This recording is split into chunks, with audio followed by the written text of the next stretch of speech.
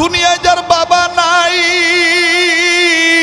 ওই ভাইটার কাছে যাইয়া দেখো, দেখো তার অন্তরে বাপ হারা কি বেদনা। আমার বন্ধুরারি আমার নিজ প্রতিষ্ঠানের বারান্দায় আসর নামাজ পড়ে দাঁড়িয়ে বাচ্চাদের খেলা দেখতেছি, খেলার দৃশ্য খুব ভালো লাগতেছিল। হঠাৎ করে আমার বন্ধুগণ এরকম মেন রোড সংলগ্ন মাদ্রাসা মেন গেটের বাইরে দেখতেছি একজন অভিভাবক, একজন কোনো এক ছাত্রের বাবা হাতে একটা ব্যাগ নিয়ে দাঁড়ায় আছে, ফল চিপস চানাচুর বিস্কিটের প্যাকেট দেখা যায়, কিন্তু কোন ছাত্রের বাবা এটা আমার জানা নাই। বারবার খালি উকি ঝুঁকি মারতেছে, আমার ভূত কই, আমার ভূত কই, আমার সন্তান কই। বাজান রে বাবা সন্তানকে খুঁজতে খুঁজতে ৫-৭ জন ছাত্রের মধ্যে হইতে একজন ছাত্র হঠাৎ করে খেলা বন্ধ করে দিল। পরনে তার হাফাতা গেঞ্জিটাও আবার ঘামের পানিতে ভিজে রইছে, বিভিন্ন জায়গায় ধুলাবালি ময়লা লাগানো। সন্তানটার নজরে বাবা পড়ে গেছে। হঠাৎ করে যখন ছাত্র ভাইটা খেলা বন্ধ করে দিল, পাশের ছাত্ররা ডাক দিয়ে বলতেছে, কিরে ভাই আজকে কি তুই আর খেলবি না? এই ছাত্রটা কান্না কান্না বাপ নিয়ে কয়, আমি আর আজকে খেলবো না। ওই যে আমার আব্বাই আইছি, আমার আব্বাই অনেক দিন ধরে আসে না, আমিও ছুটি পাইয়া বাড়িতে যাইতে পারি না। আমার আব্বা ড্রাইভার মানুষ, ওই যে আমার আব্বু আইছে, আমি আর আজকে খেলতাম না ভাইয়েরা গো, আমি যাইতেছি আমার বাবার কাছে। এই নিয়ে এইভাবে যে আমার ভাইরে মনোনিবেশ করে এই ছাত্ররা যখন বাবার পানে দৌড় মারলো, যুবকরা এই দৌড় মারা দিকে আর বাবার হাত উঁচু করা দেখি যখন এই বাচ্চাটা দৌড় মারলো, ছেলেটা দৌড় মারলো, এই ছাত্র ভাইয়ের বাবা হাতের ব্যাগগুলি নিচে রাইখা 2 হাত বাড়াইয়া ডাক দিয়া মুচকি হাসি দিয়া কয়, বাবা আমার কোলে আয়। বাজানে তাৎক্ষণিক একটা ইব্রত হাসিল হইল। আমি আপনি অনেক সময় বাবা ডাকলে বাবাকে ঘৃণা করে যাই না, বাবার গায়ের কাপড় যদি নোংরা থাকে, কিন্তু বাজান ওই দিন দেখলাম বাবা সন্তানের গায়ের কাপড় ময়লা, গেঞ্জিটা ঘামের পানিতে ভিজে আছে। বাবা কোনো ধরনের কোনো ঘৃণা করলো না, 2টা হাত বাড়ায় ডাক দিয়ে কয়, আয় পুতা তুই আমার বুকে আয়। ছেলেটা বাজান রে দৌড়ে যখন বাবার কাছে দেয়া সালাম দিল, মুসাফা করলো, বাবার সাথে বুক মিলাইলো, বাবা কবল একটা চুমা দিল। ছেলেটা কান্নার আওয়াজ দিয়া কয়, আব্বু এত দেরি কইরা আইছো কে? আঙ্গু ভাই আম্মু কেমন আছে, ভাই কেমন আছে, বইনি কেমন আছে? বাবা সুন্দর করে কপালের পানি চোখের পানি মুছে দিয়ে বলে, আব্বু কান্দো না, আমি লং ট্রিপে গিয়েছিলাম কয়েক সপ্তাহের জন্য, এই জন্য বাবা আসতে পারিনি। বাড়িতে তোমার আম্মু তোমার ভাই বোন ভালো আছে? ও আব্বু বলো তোমার কি কি লাগবে, কোনো সমস্যা আছে নাকি? বলে না না আমার কোনো সমস্যা নাই। কিন্তু রে বন্ধু এই বাবার পিতা পুত্রের আদর দৃশ্য এত ভালো লাগতেছিল, আর এই ছেলেটার আব্বু আব্বু ডাকটা মনে হয় কলিদা লাগতেছিল। হঠাৎ করে বাজার একটা করুণ চিত্র আমার চোখের সামনে ধরা পড়ল, যে এই বারান্দায় দাঁড়াইয়া ওই বাপ বেটার আদর দৃশ্য দেখতেছিলাম। ওই একই বারান্দায় আমার থেকে কয়েক গজ দূরে আর একটা ছাত্র 11-12 বছর বয়স হবে। ওই ছাত্রটা ওই বাবার আদর করা দেইখা, পুতের চুমা খাওয়া দেইখা, এই ছাত্রটা বারান্দা থেকে বারান্দার গ্রিল ধরিয়া চোখের পানি ছাড়িয়া ঝর্ণার মতন চোখের পানি ছাড়িয়া কান্দে। আমার জানা ছিল না যে এই বাচ্চাটার বাবা নাই। এই ছেলেটা কান্দার ডাক দিয়ে কয়, আল্লাহ আমার আব্বু কি কোনো দিন আসবে না? আঙ্গো আব্বাই কি আইব না? কাছে যা ডাক দিয়ে বললাম, বাবা তুমি কান্দো কেন, তোমার কি বাবা নাই? ছেলেটা কান্দার ডাক দিয়ে বলে, হুজুর আমার আব্বা ছিল, 2 মাস আগে আমার আব্বু মারা গেছে রোড অ্যাক্সিডেন্টে, আমার আব্বুর লাশটা এখনো পাই নাই, আজকে তুমি কেন কান্দ? ছেলেটা কান্দার ডাক দিয়ে বলে, হুজুর গো এই ভাইয়ার আব্বার আদর দেখা আমার আব্বার কথা মনে হয়ে গেছে। হুজুর আমার আব্বু এইরকম এই ভাইয়ার আব্বার মতন চানাচুর বিস্কিটের প্যাকেট নিয়ে দাঁড়ায় থাকতো আমাকে পাওয়ার আশায়।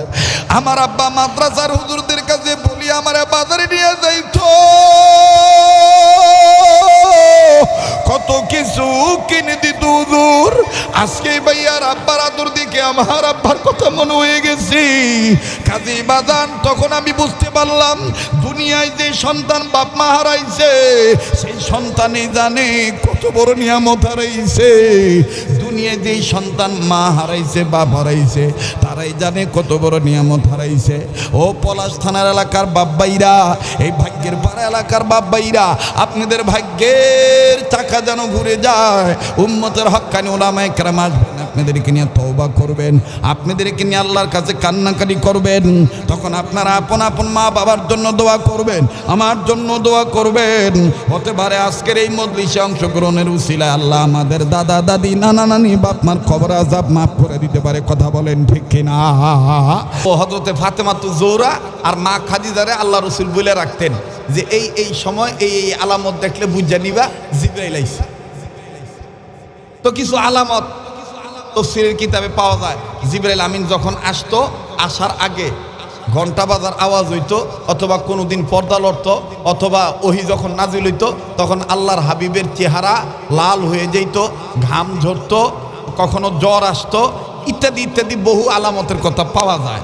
আমার ভাইরা, আমার বন্ধুগণ, তো ইন্ডিমিন টাইম হযরত ফাতেমা আইছে, জিবরাইলও আইছে। এখন ফাতেমা আইসা দেখে যে পর্দা লড়তাছে। যখন পর্দা লড়তাছে ফাতেমার ভিতরে ঢুকতেছে না, বাইরে দাঁড়াইয়া ডাক দিয়ে বলতেছেন, আব্বাজান আমি কি ভিতরে আসব নাকি চলে যাব? তো জিবরাইল আমিন ডাক দিয়ে কইতেছে, ইয়া রাসূলুল্লাহ বাহিরে কেডা অনুমতি চায়? ওই আর কে? আমার মেয়ে, আমার মা ফাতেমাতুজ জোহরা রাদিয়াল্লাহু তাআলা আনহা।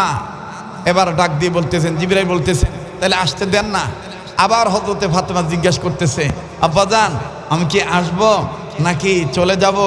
হযরত বিশ্বনবী ডাক দিয়ে বলতেছেন, আসো মা আসো, ভিতরে অন্য কেউ নাই, তোমার ছোট চাচাই আছে। আসতে কইলেন সুবহানাল্লাহ। কি কইল? হ্যাঁ ছোট চাচা। জিবরাইল এতক্ষণ ভালোই আছি, অনেক ছোট হই না মুখটা আন্দার করে লিস। হযরতে ফাতেমা ঢুকছে, আল্লাহর হাবিব জিবরাইলের দিকে তাকায় কয়, কি ভাই? ভাই জিবরাইল তোমার চেহারাটা এরকম হলো কেন? জিবরাইল বলতেছেন, ইয়া রাসূলুল্লাহ কথাটা ভাল লাগে না। কয় কোন কথাটা ভাল লাগে না? কই যে আপনি কইলেন তোমার ছোট চাচা, আসলে কি আপনি আমার বড়?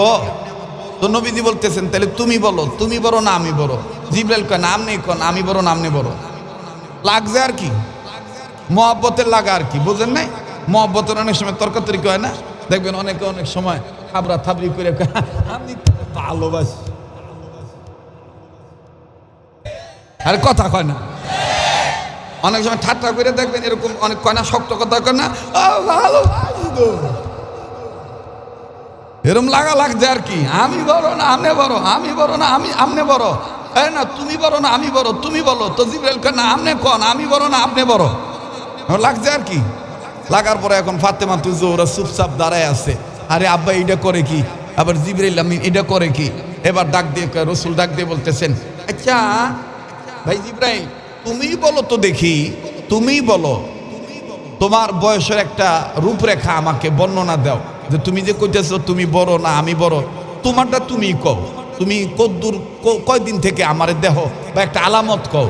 তো জিবরাইল আমিন ডাক দিয়ে কইতেছে, ইয়া রাসূলুল্লাহ বাবা আদম থেকে শুরু করে নিয়ে, আদম আলাইহিস সালাম থেকে শুরু করে নিয়ে ঈসা আলাইহিস সালাম থেকে নিয়ে আপনি পর্যন্ত আমি আসমানে একটা তারকা দেখতাম, কিন্তু আপনি আসার পরে এই তারকাটা দেখি নাই। বলে এই যে তারকাটা যে দেখতা, কেমনে কেমনে দেখতা? ওই তারকাটা দেখতাম খুব ঝলঝল ঝলঝল চকমক চকমক করতেছে, খুব চমকাইতেছে, কিন্তু এইটা যে আমি একবার দেখতাম পরে আর তাৎক্ষণিক দেখতাম না, দেখতাম আবার ৭০,০০০ বছর পর।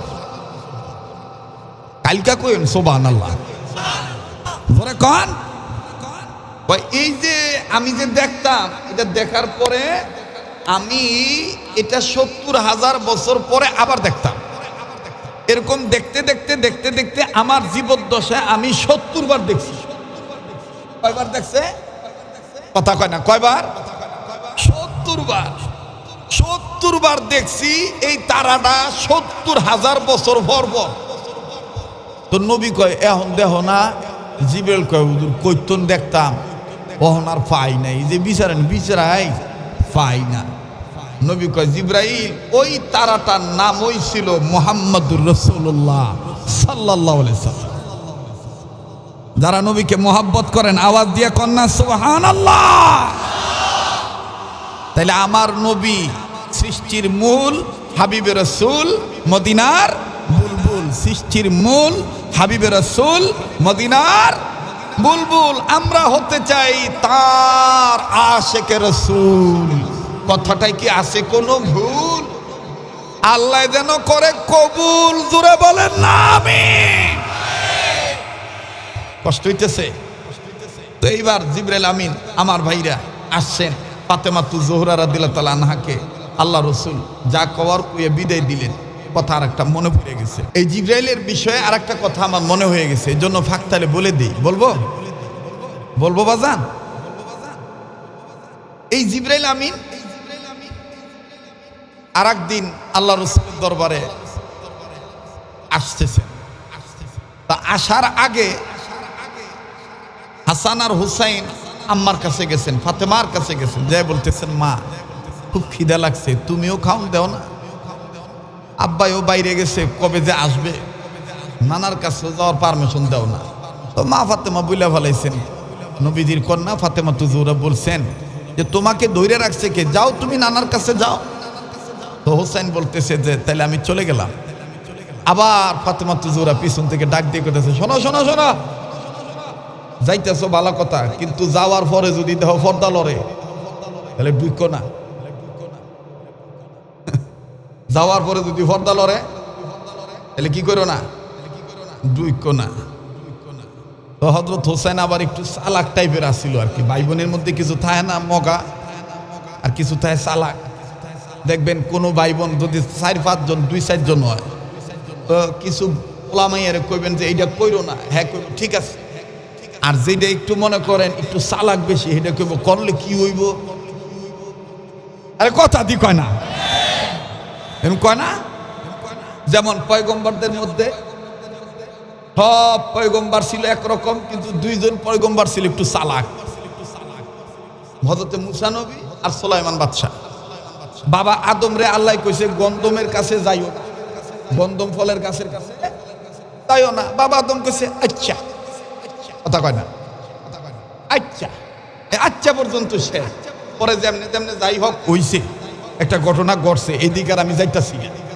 কিন্তু মুসা নবী যদি হইতো তাহলে মুসা নবী জিগাইতো গন্ধমের কাছে যাইতে না করতাছো কে রে, গেলে কি হইব? তখন আল্লাহ তখন আবার কইতো গন্ধমের কাছে গেলে এই হইব হইব। তখন আবার মুসা নবী কইতো হ্যাঁ তাহলে বানাইছো কে রে, আরে কথা হয় না রে যুবকেরা, তাইলে বানাইছো কে রে, এইটাই হয়, তাইলে বানাইছো কে রে, ঠিক আছে না? যেমন মুসা নবী আল্লাহর একদিন জিজ্ঞাসা করতেছে, আল্লাহ আমি একটা কথা জিগাইতাম, তো জিগাও। মুসা নবীকে আল্লাহ ধরো, তুমি যদি মুসা হইতাম, আমি যদি আল্লাহ হইতাম। আল্লাহ কয় তোর মাথা ঠিক আছে, তুই কোনোদিন আল্লাহ হইতে পারবি না।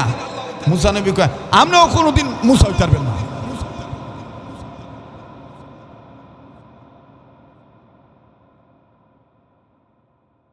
আমরাও কোনোদিন মুসা হইতে পারবেন না, তা তুমি কইলা কে? মুসা নবী কইতেছে জানার জন্য। কি জানবা কও? তুমি যদি আল্লাহ, তুমি যদি আল্লাহ হইতাম, মুসা হইতা, আমি যদি আল্লাহ হইতাম, তাহলে তুমি বান্দা হই আমার কাছে কি চাইতা? আল্লাহ ডাক দিয়ে কয় তুই জীবনও আল্লাহ হইতে পারবি না।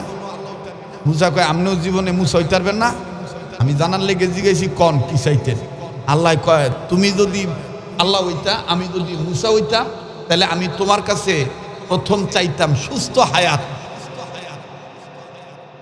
সুস্থ হায়াত। কথা শেষ না ভাই?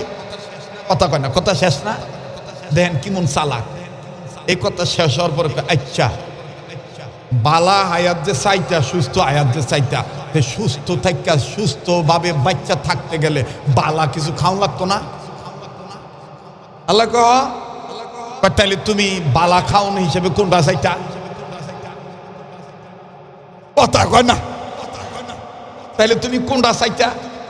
তো আল্লাহ কইতেছে যদি আমি তোমার কাছে খাইতে চাইতাম, যদিও আমার জন্য খাওয়া নাই, আমি খাই না, আমি ঘুমাই না, আমার কোনো তন্দাচ্ছন্ন নাই, কিচ্ছু নাই, লা তাখুযু সিনাতুন ওয়ালা নাওম, বিভিন্ন কথা আল্লাহ তাআলা বলতেছেন, আমার জন্য এগুলো নাই, আমি স্রষ্টা, তোমরা সৃষ্টি। মুসা নবী কয় তাহলে তুমি কি খাইতে চাইতা, এটা কও, বালা থাকতে গেলে তো একটু বালা খাওয়ান লাগবো। আল্লাহ কয় আমি তোমার কাছে চাইলে দুধ চাইতাম। জবাব হইছে না, কথা কয় না, জবাব হইছে না। এরপরে আবার মুসা নবী ডাক দিয়ে কয় এত খাবার থুইয়া দুধটা কেড়ে, এইটা হইল চালাক মানুষের পরিচয়, ঠিক আছে না?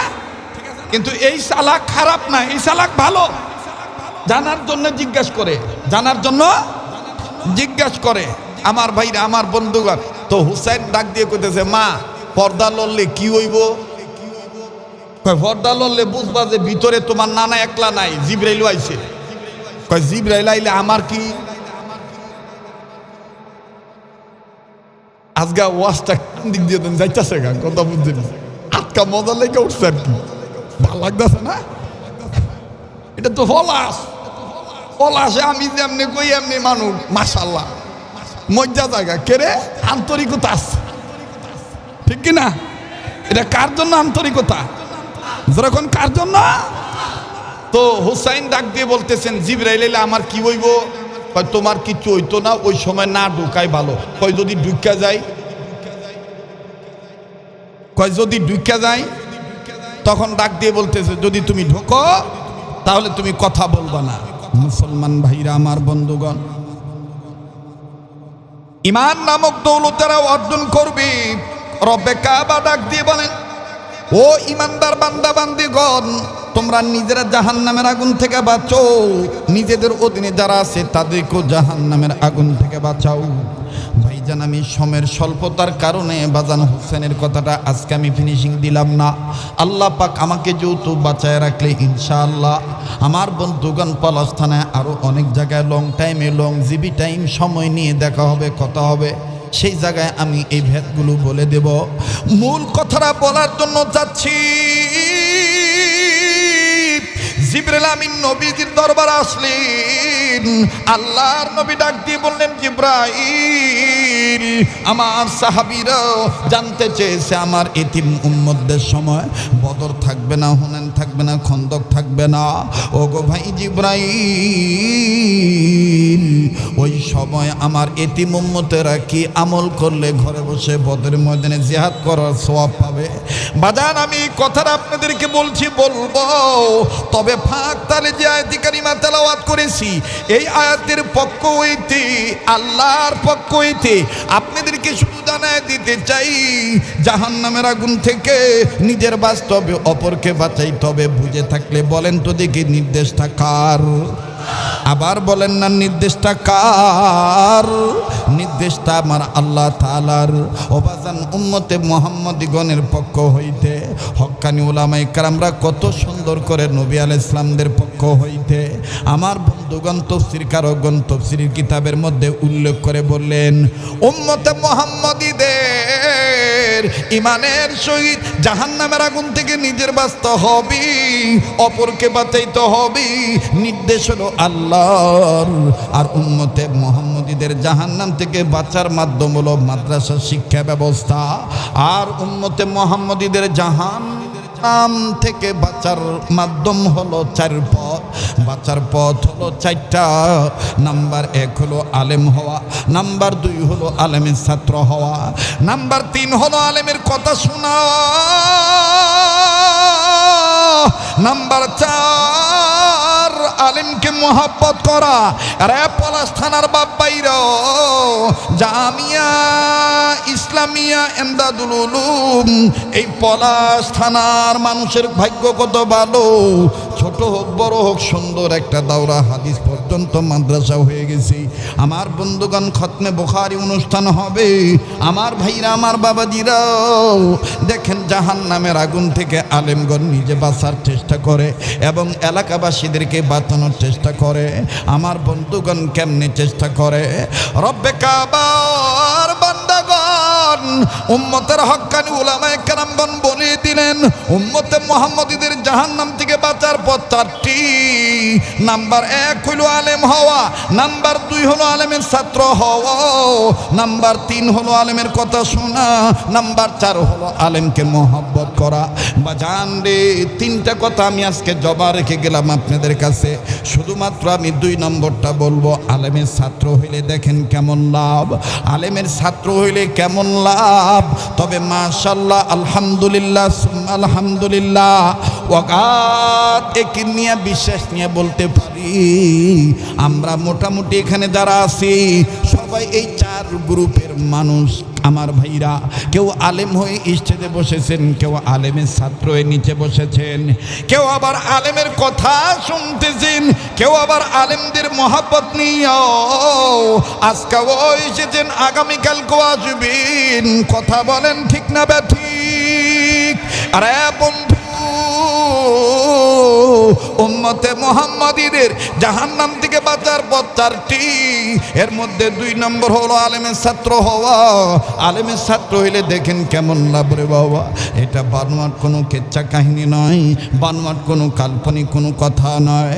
এই জমিনের উপরে আসমানের নিচে যত বড় বড় তাফসীরি কিতাব আছে, সবচেয়ে বড় তাফসীরের কিতাবের নাম তাফসীরে কাবীর। এই তাফসীরে কাবীরের মুসান্নিফ ইমাম ফখরুদ্দীন রাজি রাহমাতুল্লাহি আলাইহি তিনি তার কিতাবের মধ্যে লিখেছেন, আল্লাহর একজন পয়গম্বর আল্লাহ পাকের নির্দেশে নিজের কর্ম করার জন্য নিজে যাচ্ছিলেন। যাওয়ার সময় প্রতিমধ্যে যখন একটা কবর দেখলেন, আমার বন্ধুগণ পয়গম্বর কবরটা জিয়ারত করলেন এবং কবর দিকে নজর দিলেন। নজর দিয়ে দেখতে পাইলেন কবরওয়ালার হালত ভালো না, কবরের মধ্যে লোকটা ভালো নেই। কবরটার ভিতর থেকে দাউ দাউ করে আগুন জ্বলে উঠতেছে। পয়গম্বর বুঝতে পারলেন কবরওয়ালা কবরের মধ্যে আযাবে গ্রেফতার হয়ে গেছে। পয়গম্বর কাউকে কিচ্ছু বললেন না। পয়গম্বর কাউকে কিচ্ছু না বলিয়া নিজের কর্মের দিকে নিজে চলিয়া গেলেন। নিজের কর্ম যখন সম্পাদন হয়ে গেল, এবার কর্ম সম্পাদন শেষে পয়গম্বর যখন আবার পূর্বে রাস্তায় রিটার্ন আসতেছেন, খুব খেয়াল করে শুনবেন বাজান, এদিক সেদিক তাকাইলে আলোচনার পয়েন্ট কিন্তু আপনি হারিয়ে ফেলবেন। আলোচনার পয়েন্ট হারিয়ে ফেললে কিন্তু আপনি বিষয়বস্তু বুঝতে পারবেন না। আমার বন্ধুগণ, আমার ভাইরা, পয়গম্বর আবার যখন ওই রাস্তা দিয়ে আসতেছেন, আসার সময় পয়গম্বর নিয়ত করলেন, একটু আগে যে কবরে আযাব দেখেছি, এখন আমি আবার ওই কবরটা দেখব, দেখি তো কবরওয়ালা এখন কোন হালতে আছে। এবার পয়গম্বর দ্বিতীয়ত যখন আবার ওই আসার সময় কবর দিকে নজর দিল, পয়গম্বর কবর দিকে নজর দিয়ে দেখতে পান একটু আগে যে কবরে আযাব ছিল, এখন আর ওই কবরে কোনো আযাব নাই। কবরওয়ালা জান্নাতের বিছানায় ঘুমায়। একটু দরদ করে বলেন না সুবহানাল্লাহ। আবার বলেন না সুবহানাল্লাহ। আরেকবার বলেন না সুবহানাল্লাহ। বলেন তো দেখি, আমার আল্লাহ মাফ করে দিতে পারে কি পারে না? আবার বলেন, পারে কি পারে না? পয়গম্বর কবরটার কাছে দাঁড়াইয়া আল্লাহকে ডাক দিয়ে বলেন, আল্লাহ দেন না, একটা ডাক দেন না, দেন না, দেন না, দেন না, দেন না, বলেন না আল্লাহ। পয়গম্বর আল্লাহকে ডাক দিয়ে বললেন, আল্লাহ একটু আগে যে কবর আযাব দেখেছি, এখন দেখি আর কোনো আযাব নেই, কবরওয়ালা শান্তিতে ঘুমায়।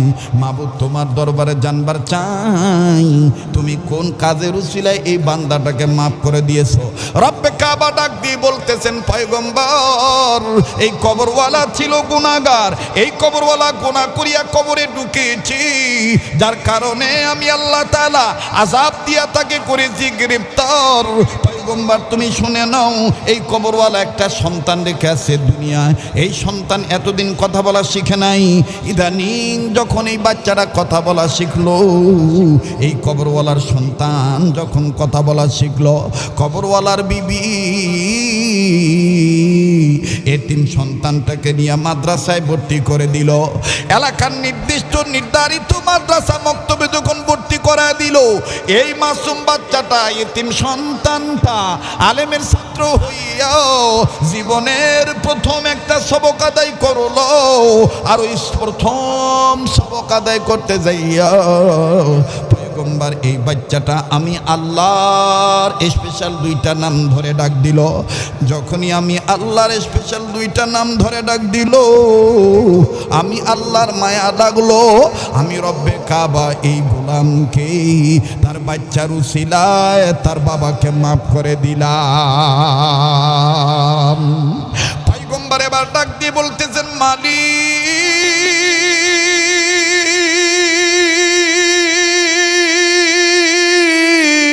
ওগো আল্লাহ, দয়ার আল্লাহ, ওগো আল্লাহ, আমি আপনার কাছে জানতে চাই কোন সবকের উসিলায় গোলামটাকে মাফ করে দিয়েছেন, ওই সবকটা কোন সবক ছিল? পয়গম্বর বলে আর কান্দি। আল্লাহ বলে, পয়গম্বর সবক জানতে চাও ভালো কথা, কিন্তু সবক জানতে যায় তুমি কাঁদো কেন সেটাও কিন্তু আমি জানি। আমি তোমার অন্তর্যামী, তোমার অন্তরের খবর কিন্তু আমি রাখি।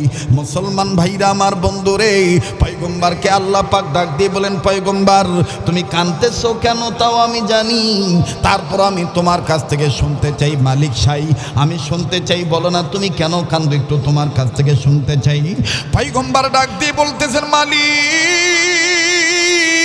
আমি কাঁদতেছি আপনার ক্ষমা করে দেওয়ার ব্যবস্থা দেখি, আর কাঁদতেছি এই কবরওয়ালার কথা চিন্তা করি।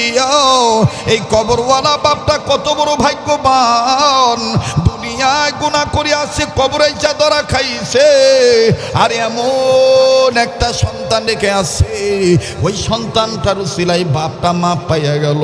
আল্লাহ আমার কান্নার কারণ হইল, দুনিয়ার সব ছেলে মেয়েরা যদি এরকম আপনার নামের সবক আদায় করত, তাইলে আমার মন বলে, গো আল্লাহ, দুনিয়ার সব বাবা মায়ের এরকম মা পাইয়া যাইত, দুনিয়ার সব বাপ মায়ের কবর আযাব মাফ হইয়া যাইত। ও পলাশ থানা এলাকার বাপ ভাইরা, আমি জানি কারো দিল, অনেকের দিল নরম হইয়া যাবে, অনেক বান্দা বান্দিগণ কান্নাকাটি করতেছে। আমার ভাইরা, আমার জানা নাই ময়দানে কার মা নাই, এই ময়দানে কার বাবা নাই। কেন আপনি নিজে জাহান্নামের আগুন থেকে বাঁচবেন না? নিজের সন্তানদেরকে কেন জাহান্নামের আগুন থেকে বাঁচাবেন না? কার মা বাপ জানি কবর থেকে কান্দার ডাক দিয়ে বলে, জিরে পুত্রে মাহফিলে গেলি আমাদের জন্য একটু কান্নাকাটি করলি না? খবর আইসা খবর পাইলাম, দুনিয়ায় যদি কোনো ছেলে মেয়ে বাপ মার জন্য কান্দে, ছেলে মেয়ে যদি দিনের কাজ করে হালাল পথের প্রতীক হইয়া দেয়, ছেলে মেয়ের নেক কাজের বদৌলতে আল্লাহ তাআলা বাপ মার কবর আযাব মাফ করে দেয়। আওয়াজ দিয়ে বলেন না সুবহানাল্লাহ? আর একবার দরদ করে আওয়াজ বড় করে বলেন না সুবহানাল্লাহ? বাজানো, আজকে আমার আপনার কান্না আসবে না, আজকে আমার আপনার দিল নরম হবে না। বাপ মার দরদের সন্তান হইয়া চোখের পানি আসতে চায় না। আজকে এই মাদ্রাসার ছাত্ররা কত বড় ভাগ্যবান, শুনতে আসছেন আপনারা কত বড় সৌভাগ্যবান, আপনাদের কপাল কত ভালো। আমার ভাইরা, আপনাদের এই নেক কাজের উসিলায় আল্লাহ তাআলা আমার আপনার মা বাপকে মাফ করিয়া দিতে পারে। এই মাহফিল তো এই জন্যই দেওয়া, এলাকায় উম্মতের বুজুর্গ ওলামায়ে কেরামরা আসবে, হক্কানি আলেমরা আসবি, দোয়া করবে, কোরআন হাদিসের আলোচনা করবি, আর এই আলোচনার দ্বারা অত্র এলাকার কবরওয়ালাদের কবর আযাব আল্লাহ মাফ করিয়া দিবে। একটা মায়া লাগা ডাক দেন না, বলেন না আল্লাহ? আবার বলেন না আল্লাহ? যার আল্লাহ বলতে ভালো লাগবে বুঝিয়ে নিবেন, আমার আল্লাহ আপনাকে মহব্বত করে, আমার আল্লাহ আপনাকে ভালোবাসে। কাজে মায়া লাগা আর একটা ডাক দেন না, বলেন না আল্লাহ? আবার বলেন না আল্লাহ? আমার ভাইরা কোন মায়েরা আপনি ভুলিয়া গেছেন, কোন বাবারা আপনি ভুলিয়া গেছেন রে বন্ধু, কোন বাপ মার জন্য আপনি নেক কাজ করতে পারতেছেন না, কোন বাপ মার জন্য আপনি একটু নেক দোয়া করতে পারতেছেন না। মনে রাখবেন, আজ যদি আমি আপনি বাপ মার জন্য কান্দি, আমার আপনার ছেলে মেয়েও কিন্তু আমার আপনার জন্য কাঁদবে। আজ যদি আমি আপনি বাপ মার জন্য দোয়া না করে যাই, আমার আপনার ছেলে মেয়েও আমার আপনাকে ফাঁকি দিয়ে চলে যেতে পারে। আরে বন্ধু, দুনিয়ায় যার বাবা নাই তাদের মতন বড় দুঃখী, বড় ভাবি আর কেউ নাই। আমি প্রায় বয়ানে বলে থাকি, উদাহরণটা দিয়ে থাকি। এই যে মাদ্রাসায় এসেছেন, পোস্টারের নাম দেখেছেন, আমার বন্ধুরা রে মাদ্রাসা এতিমখানা। আজকে তোমার আমার বাপ মা বেঁচে আছে, তাই বাপ মার কদর বুঝি না। দাঁত থাকতে দাঁতের মর্ম বোঝা যায় না, দাঁত যেদিন পড়িয়া যাবে ওই দিন বুঝতে পারবা কেমন ছিল দাঁতের মর্ম, কেমন ছিল দাঁতের মর্ম, দাঁতের কি মর্যাদা। আজকে তোমার মা বাপ বেঁচে আছে, তাই মা বাবার কদর বোঝো না। এই মা বাপ যেদিন মারা যাবে ওই দিন বুঝবা তুমি কত বড় নিয়ামত হারাইলা। এই জন্য আমি প্রায় বয়ানে উদাহরণস্বরূপ বলিয়া থাকি, ভাই আমাদের যাদের মা বাপ দুনিয়ায় নাই আর যাদের মা বাপ আছে, মাঝে মধ্যে আমরা মা বাপওয়ালা সন্তানেরা আমরা যাতে এতিম সন্তানদের সাথে একটু সম্পর্ক করি। ওরে যুবক বন্ধু, তুমি বাবা পাইছো, নিয়ামত চিনতেছো না। দুনিয়ায় যার বাবা নাই ওই ভাইটার কাছে যাইয়া দেখো, দেখো তার অন্তরে বাপ হারা কি বেদনা। 2 মিনিট আমি শুধু উদাহরণ দিয়া বলিয়া দিই, স্মরণ করে দিতে যাই। ইতিপূর্বে আপনারা অনেক জায়গায় শুনেছেন, আমার বন্ধুরারি আমার নিজ প্রতিষ্ঠানের বারান্দায় আসর নামাজ পড়ে দাঁড়িয়ে বাচ্চাদের খেলা দেখতেছি, খেলার দৃশ্য খুব ভালো লাগতেছিল। হঠাৎ করে আমার বন্ধুগণ এরকম মেন রোড সংলগ্ন মাদ্রাসা, মেন গেটের বাইরে দেখতেছি একজন অভিভাবক, একজন কোনো এক ছাত্রের বাবা হাতে একটা ব্যাগ নিয়ে দাঁড়ায় আছে। ফল, চিপস, চানাচুর, বিস্কিটের প্যাকেট দেখা যায়, কিন্তু কোন ছাত্রের বাবা এটা আমার জানা নাই। বারবার খালি উকি ঝুঁকি মারতেছে, আমার ভূত কই, আমার ভূত কই, আমার সন্তান কই। বাজান রে, বাবা সন্তানকে খুঁজতে খুঁজতে 5-7 জন ছাত্রের মধ্যে হইতে একজন ছাত্র হঠাৎ করে খেলা বন্ধ করে দিল। পরনে তার হাফ হাতা গেঞ্জিটাও আবার ঘামের পানিতে ভিজে রইছে, বিভিন্ন জায়গায় ধুলাবালি ময়লা লাগানো। সন্তানটার নজরে বাবা পড়ে গেছে। হঠাৎ করে যখন ছাত্র ভাইটা খেলা বন্ধ করে দিল, পাশের ছাত্ররা ডাক দিয়ে বলতেছে, কিরে ভাই আজকে কি তুই আর খেলবি না? এই ছাত্রটা কান্না কান্না বাপ নিয়ে কয়, আমি আর আজকে খেলবো না। ওই যে আমার আব্বাই আইছি, আমার আব্বাই অনেক দিন ধরে আসে না, আমিও ছুটি পাইয়া বাড়িতে যাইতে পারি না। আমার আব্বা ড্রাইভার মানুষ, ওই যে আমার আব্বু আইছে, আমি আর আজকে খেলতাম না ভাইয়েরা গো, আমি যাইতেছি আমার বাবার কাছে। এই নিয়ে এইভাবে যে আমার ভাইরে মনোনিবেশ করে, এই ছাত্ররা যখন বাবার পানে দৌড় মারলো, যুবকরা এই দৌড় মারা দেখে আর বাবার হাত উঁচু করা দেখি, যখন এই বাচ্চাটা দৌড় মারলো, ছেলেটা দৌড় মারলো, এই ছাত্র ভাইয়ের বাবা হাতের ব্যাগগুলি নিচে রাইখা 2 হাত বাড়াইয়া ডাক দিয়া মুস্কি হাসি দিয়া কয়, আয় বাবা আয় আমার কোলে আয়। বাজানে তাৎক্ষণিক একটা ইব্রত হাসিল হইল। আমি আপনি অনেক সময় বাবা ডাকলে বাবাকে ঘৃণা করে যাই না, বাবার গায়ের কাপড় যদি নোংরা থাকে, কিন্তু বাজান ওই দিন দেখলাম বাবা সন্তানের গায়ের কাপড় ময়লা, গেঞ্জিটা ঘামের পানিতে ভিজে আছে। বাবা কোনো ধরনের কোনো ঘৃণা করলো না, 2টা হাত বাড়ায় ডাক দিয়ে কয়, আয় ফুতা তুই আমার বুকে আয়। ছেলেটা বাদান রে দৌড়ে যখন বাবার কাছে দেয়া সালাম দিল, মুসাফা করলো, বাবার সাথে বুক মিলাইলো, বাবা কবল একটা চুমা দিল। ছেলেটা কান্নার আওয়াজ দিয়ে কয়, আব্বু এত দেরি কইরা আইছো কে? আঙ্গু ভাই আম্মু কেমন আছে? ভাই কেমন আছে? বইনি কেমন আছে? বাবা সুন্দর করে কপালের পানি চোখের পানি মুছে দিয়ে বলে, আব্বু কান্দো না, আমি লং টিপে গিয়েছিলাম কয়েক সপ্তাহের জন্য, এই জন্য বাবা আসতে পারিনি। বাড়িতে তোমার আম্মু তোমার ভাই বোন ভালো আছে? ও আব্বু বলো তোমার কি কি লাগবে, কোনো সমস্যা আছে নাকি? বলে না না আমার কোনো সমস্যা নাই। কিন্তু রে বন্ধু, এই বাবার পিতা পুত্রের আদর দৃশ্য এত ভালো লাগতেছিল, আর এই ছেলেটার আব্বু আব্বু ডাকটা মনে হয় কলিদা লাগতেছিল। হঠাৎ করে বাদার একটা করুণ চিত্র আমার চোখের সামনে ধরা পড়ল, যে এই বারান্দায় দাঁড়াইয়া ওই বাপ বেটার আদর দৃশ্য দেখতেছিলাম। ওই একই বারান্দায় আমার থেকে কয়েক গজ দূরে আর একটা ছাত্র 11-12 বছর বয়স হবে। ওই ছাত্রটা ওই বাবার আদর করা দেইখা, পুতের চুমা খাওয়া দেইখা, এই ছাত্রটা বারান্দা থেকে বারান্দার গ্রিল ধরিয়া চোখের পানি ছাড়িয়া জন্নার মতন চোখের পানি ছাড়িয়া কান্দে। আমার জানা ছিল না যে এই বাচ্চাটার বাবা নাই। এই ছেলেটা কান্দার ডাক দিয়ে কয়, আল্লাহ আমার আব্বু কি কোনো দিন আসবে না? আঙ্গো আব্বা কি আইব না? কাছে যা ডাক দিয়ে বললাম, বাবা তুমি কান্দো কেন? তোমার কি বাবা নাই? ছেলেটা কান্দার ডাক দিয়ে বলে, হুজুর আমার আব্বা ছিল, 2 মাস আগে আমার আব্বু মারা গেছে রোড অ্যাক্সিডেন্টে, আমার আব্বুর লাশটা এখনো পাই নাই, আজকে তুমি কেন কান্দ? ছেলেটা কান্দার ডাক দিয়ে বলে, হুজুর গো এই ভাইয়ার আব্বার আদর দেখা আমার আব্বার কথা মনে হয়ে গেছে। হুজুর আমার আব্বু এইরকমই ভাইয়ার আব্বার মতন চানাচুর বিস্কিটের প্যাকেট নিয়ে দাঁড়ায় থাকতো আমাকে পাওয়ার আশায়। আমার আব্বা মাদ্রাসার হুজুরদের কাছে বলি আমার বাজারে নিয়ে যাইতো, কত কিছু কিনে দিত হুজুর।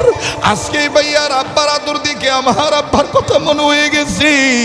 কাজী বাজান তখন আমি বুঝতে পারলাম, দুনিয়ায় যে সন্তান বাপ মা হারাইছে সেই সন্তানই জানে কত বড় নিয়ামত হারাইছে। দুনিয়ায় যে সন্তান মা হারাইছে বাপ হারাইছে তারাই জানে কত বড় নিয়ামত হারাইছে। ও পলাশ থানার এলাকার বাপবাইরা, এই ভাগ্যের পাড়া এলাকার বাপবাইরা, আপনাদের ভাগ্যের চাকা যেন ঘুরে যায়। উম্মতের হক্কানি উলামায়ে কেরাম আসবেন, আপনাদেরকে নিয়ে তওবা করবেন, আপনাদেরকে নিয়ে আল্লাহর কাছে কান্নাকাটি করবেন। তখন আপনারা আপন আপন মা বাবার জন্য দোয়া করবেন, আমার জন্য দোয়া করবেন। হতে পারে আজকের এই মজলিসে অংশগ্রহণের উসিলায় আল্লাহ আমাদের দাদা দাদি নানা নানি বাপ মার কবর আযাব মাফ করে দিতে পারে। কথা বলেন ঠিক কিনা? যার এই কথাটা বিশ্বাস, ওই মাবুদকে আল্লাহকে মায়া করে একটা ডাক দেন না, বলেন না আল্লাহ, দেন না ডাক দেন না, বলেন না আল্লাহ। মুসলমান ভাইরা আমার, বন্ধুরে, এবার পয়গম্বর ডাক দিয়ে বললেন, আল্লাহ আমি এই জন্য কাঁদতেছি, ওই সবকটা পড়ার দ্বারা তার বাচ্চাকে, তার বাচ্চার সবক পড়ার দ্বারা বাপটা মাপ পেয়ে গেল। দুনিয়ার সব ছেলে মেয়ে যদি এরকম আপনার নামের সবক আদায় করে তাহলে সব বাপ মা মাপ পেয়ে যাবে, এই ধারণায় আমি কাঁদতেছি গো আল্লাহ। আল্লাহ পাক ডাক দিয়ে বলেন, পয়গম্বর আসলে তোমার ধারণা ঠিক আছে, যদি কোনো ছেলে মেয়ে আমারে আল্লাহ কইয়া ডাক দেয়, বাপ মার জন্য নেক কাজ করিয়া দোয়া করে, আমি ছেলে মেয়ের দোয়ার উসিলায় বাপ মাকে মাফ করে জান্নাত দিয়া দিব। এবার পয়গম্বর ডাক দিয়ে বললেন, মালিক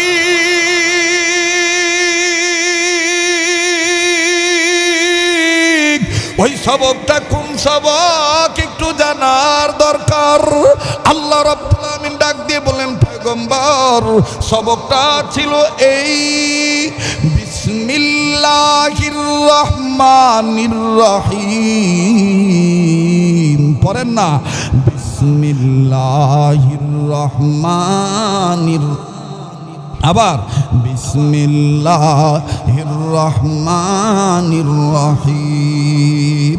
ও পয়গম্বর শোনো শোনো, এই মাসুম বাচ্চা যখন বলছে আমি আল্লাহ রহমান আমি আল্লাহ রহিম, যেই বান্দার যেই মাসুম বাচ্চার কোনো গুনাহ নাই, এই বাচ্চা যদি বলতে পারে আমি আল্লাহ রহমান আমি আল্লাহ রহিম, আমি রহমান রহিম আল্লাহ হইয়া কেমনে পারি তার বাবার কবরে আযাব দিতে? এই সবক পড়ার দরুন তার বাবাকে আমি মাফ কইরা জান্নাত দিয়ে দিছি।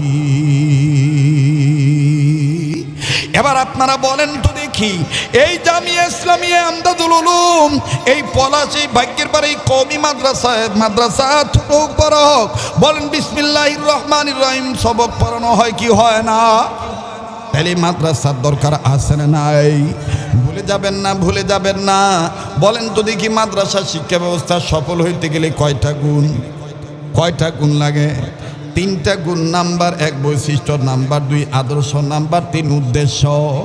আমার ভাইরা, এই উদ্দেশ্যটা আল্লাহ তাআলাই বলে দিয়েছেন, ইয়া আইয়ুহাল্লাযীনা আমানু কু আনফুসাকুম ওয়া আহলিকুম নারা। ও ইমানদার বান্দা বান্দিগণ, তোমরা নিজেরা জাহান্নামের আগুন থেকে বাঁচো, নিজেদের অধীনে যারা আছে তাদেরকে জাহান্নামের আগুন থেকে বাঁচাও। আর আল্লাহ রসুল ডাক দিয়ে বললেন, তোমাদের মধ্যে ওই ব্যক্তি উত্তম ব্যক্তি যে ব্যক্তি নিজে কোরআনের জ্ঞান শিক্ষা গ্রহণ করে এবং অপরকে কোরআনের জ্ঞান শিক্ষা দেয়। খয়রুকুম মান তাআল্লামাল কুরআন ওয়া আল্লামা। তোমাদের মধ্যে ওই ব্যক্তি উত্তম ব্যক্তি। এখন আমি আপনি জবাব চাই, জবাব দিই আল্লাহর কাছে। বলেন তো দেখি, আমরা উত্তম হইতে চাই কি চাই না? সফল হতে চাই কি চাই না? নারায়ে তাকবীর, নারায়ে তাকবীর। তাহলে বলেন তো দেখি, সফল হইতে গেলে মাদ্রাসা শিক্ষা ব্যবস্থা কয় গুণ অর্জন করা লাগবে? তিন গুণ। নাম্বার এক বৈশিষ্ট্য, জানা এবং মানা, ইলিম এবং আমল। নাম্বার দুই আদর্শ, আল্লাহ রসুল সাল্লাল্লাহু আলাইহি সাল্লামের আদর্শকে আমার আদর্শে ফিট করতে হবে। আমি রসুলের আদর্শে আদর্শবান হব এবং সাহাবায়ে কেরামের জামাতকে আমি মানব। ঠিক আছে না ইনশাআল্লাহ? আহলে সুন্নাত ওয়াল জামাতের আকীদায় আমি পূর্ণ আস্থাশীল ব্যক্তি হতে চাই। রাজি আছি তো ইনশাআল্লাহ? নাম্বার তিন উদ্দেশ্য। এক নম্বর হলো বৈশিষ্ট্য, দুই নম্বর আদর্শ, তিন নম্বর উদ্দেশ্য। উদ্দেশ্যটা কি? উদ্দেশ্য একটাই, ছেলে দেব, মেয়ে দেব, মাদ্রাসায় টাকা দেব, আলেমকে মহব্বত করব, আলেমের কথা শুনবো, আলেমের ছাত্র হব, আলেম হব। উদ্দেশ্য একটাই, নিজে জাহান্নামের আগুন থেকে বাঁচবো, অপরকে জাহান্নামের আগুন থেকে বাঁচাবো। আল্লাহ তাআলা আমাকে আপনাকে এই সংক্ষিপ্ত সময়ের আলোচনার উপরে আমল করার তৌফিক দান করেন।